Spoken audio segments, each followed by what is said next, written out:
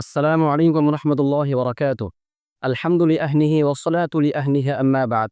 সুপ্রিয় দর্শক শ্রোতা, যাকাত কার উপরে ফরজ, যাকাত কার উপরে ফরজ নয়, আজ আমরা এই বিষয়ে জানব।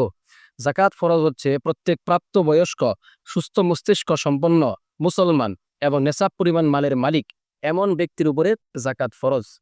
সুতরাং অপ্রাপ্তবয়স্ক ব্যক্তি যদি সে যাকাতের যোগ্য হয়, যাকাত দেওয়ার যোগ্য হয়, তার অনেক সম্পদ থাকে, তাহলে নাবালেগ ব্যক্তির উপরে যাকাত ফরজ হবে না।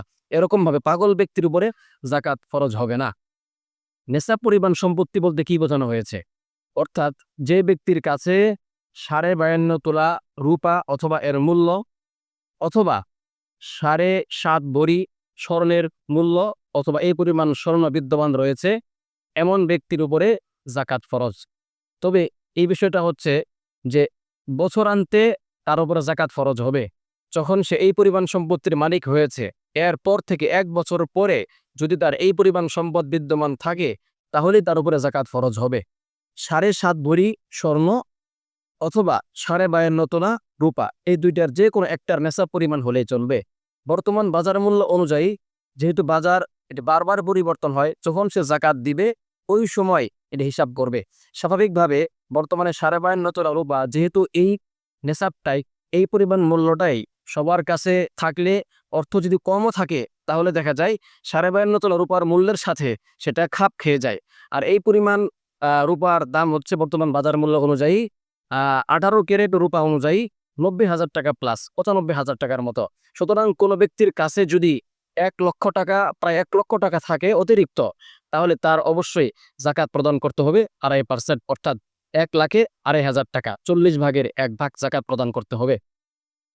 তবে অবশ্য এই সম্পত্তিটা তার মৌলিক প্রয়োজনের অতিরিক্ত হতে হবে। মৌলিক প্রয়োজনের ভিতরে থাকলে তাহলে তার উপরে যাকাত ফরজ হবে না। প্রশ্ন হচ্ছে, যদি কোনো ব্যক্তির কাছে 7.5 ভরি স্বর্ণ নাই, অল্প রয়েছে, যেমন তার 2 ভরি স্বর্ণ রয়েছে এবং কারো কাছে রূপা রয়েছে অল্প কিছু 1-2 ভরি, তাহলে তার উপর যাকাত ফরজ হবে কি না?